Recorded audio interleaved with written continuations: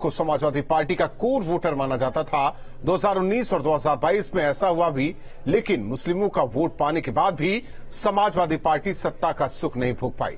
हालांकि अब लड़ाई 24 की है। ऐसे में अखिलेश के वोट बैंक में सिद्धमारी की तैयारी ओवैसी ने भी कर ली है।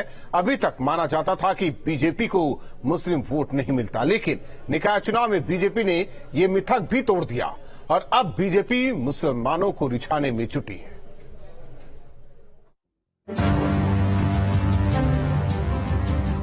देश की सियासत हो, फिर चाहे सबसे ज्यादा लोकसभा सीटों वाला यूपी, बीजेपी को छोड़ दें तो हर किसी की नजर मुस्लिम वोट बैंक पर ही रहती है। यूपी में करीब 20% मुस्लिम हैं और इस 20% के लिए सारे विपक्षी दल आपस में भिड़े रहते हैं। मुस्लिम वोट बैंक की ये जंग इस वक्त ओवैसी और अखिलेश यादव के बीच चल रही है। अखिलेश यादव को लेकर ओवैसी ने कुछ ऐसा कह दिया जिसके बाद यूपी में मुस्लिम वोट बैंक को लेकर हो रही सियासत को और भड़का दिया है।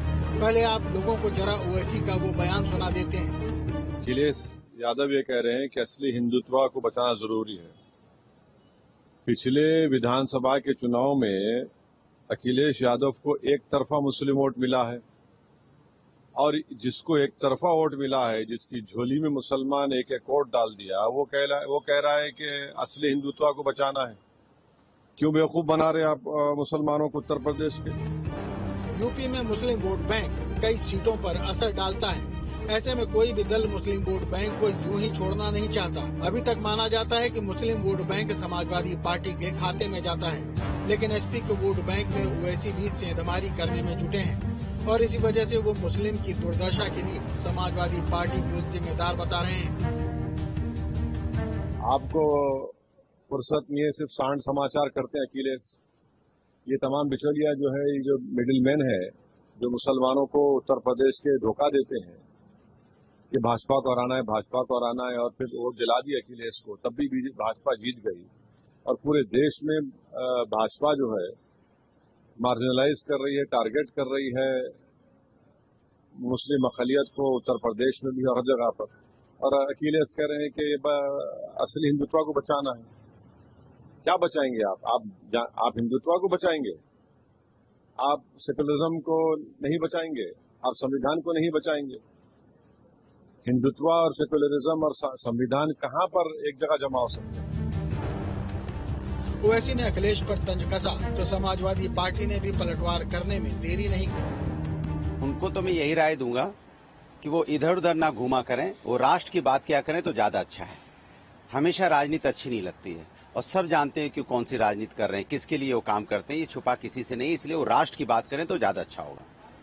अखिलेश यादव जी, उत्तर प्रदेश की जनता की जो समस्या है, और ये आवारा पशुओं की बहुत बड़ी समस्या है, बहुत बड़ी समस्या है आवारा पशुओं की, और उस समस्या को अगर समाजवादी पार्टी या समाजवादी पार्टी के नेता उठाते हैं, उसे मजाक बना रहे हैं लोग।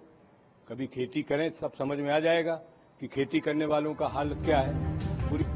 ओवैसी ने मुसलमानों को लेकर अखिलेश पर सवाल दागे तो ओपी राजभर ने भी ओवैसी के बयान का समर्थन करते हुए अखिलेश से सवाल पूछ लिया। हम असदुद्दीन ओवैसी की बातों से 100% सहमत हैं। 4-4-12-18% मुसलमानों ने वोट दिया। मुसलमानों के लिए क्या किया समाजवादी पार्टी ने? जुल्हा दुनिया अंसारी, साईं दर्जी, फकीर शेख सैयद पठान कितना सिपाही बनाया, कितना दरोगा बनाया 4 बार की सरकार में। एक बार डिप्टी सीएम भी तो नहीं बनाया। मुख्यमंत्री तो छोड़ दीजिए, 18% वोट वो देगा, 9% यादव वोट देगा। 18% वाला मुख्यमंत्री नहीं बन सकता है। तो ओवैसी जी ने जो कहा है 100% सही कहा। राजभर जहां ओवैसी के बयान का समर्थन करते नजर आए तो वहीं कांग्रेस ने उन पर आरोपों की झड़ी लगा दी। असदुद्दीन ओवैसी साहब के पास हिंदू मुसलमान के अलावा कोई एजेंडा नहीं है। ये हिंदुस्तान का एजेंडा नहीं चलाते, भारतीय जनता पार्टी का एजेंडा चलाते हैं।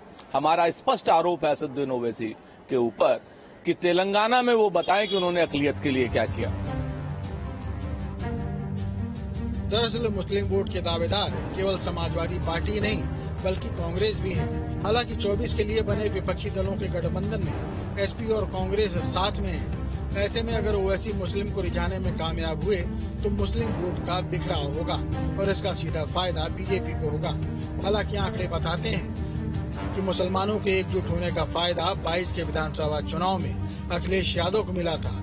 इन चुनाव में एसपी 47 सीटों से बढ़कर 111 सीटों पर पहुंच गई थी। इन चुनाव में 83% मुस्लिम एसपी के साथ थे। कांग्रेस के मुस्लिम उम्मीदवारों को भी मुसलमानों ने वोट नहीं किया।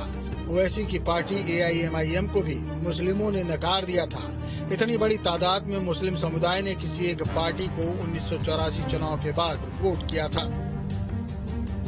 पिछले विधानसभा चुनाव की बात करें तो अखिलेश यादव छोटे छोटे दलों के साथ गठबंधन करके चुनावी मैदान में थे, तो वहीं ओवैसी भी उत्तर प्रदेश में अपनी किस्मत आजमा रहे थे। लेकिन हाल वही हुआ जो भारतीय जनता पार्टी दावा कर रही थी कि पिछले विधानसभा चुनाव में भी भारतीय जनता पार्टी को बड़ी सफलता मिली और योगी आदित्यनाथ उत्तर प्रदेश के दूसरी बार मुख्यमंत्री बने। पिछले कुछ समय से आप देखिए तो भारतीय जनता पार्टी लगातार मुसलमानों को लेकर काम कर रही है, चाहे वो पसमानदा मुसलमानों की बात हो, चाहे सूफी संतों की बात हो।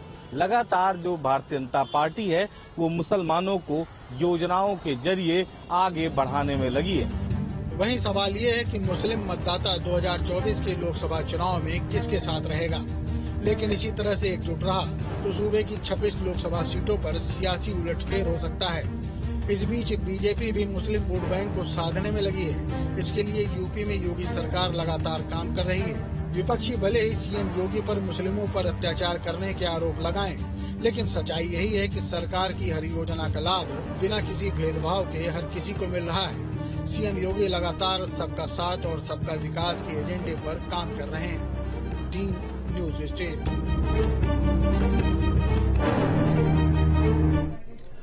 लोकसभा चुनाव को लेकर यूपी में भी हर दल अपने समीकरण सेट करने में जुटा है। बीजेपी को जीत की हैट्रिक लगाने से कैसे रोका जाए, इसे लेकर समाजवादी पार्टी और कांग्रेस जैसी पार्टियां नए नए सियासी कॉम्बिनेशन की तलाश में है, तो बीजेपी भी अपनी रणनीति बदलकर पिछले चुनाव नतीजे दोहराने की कोशिश में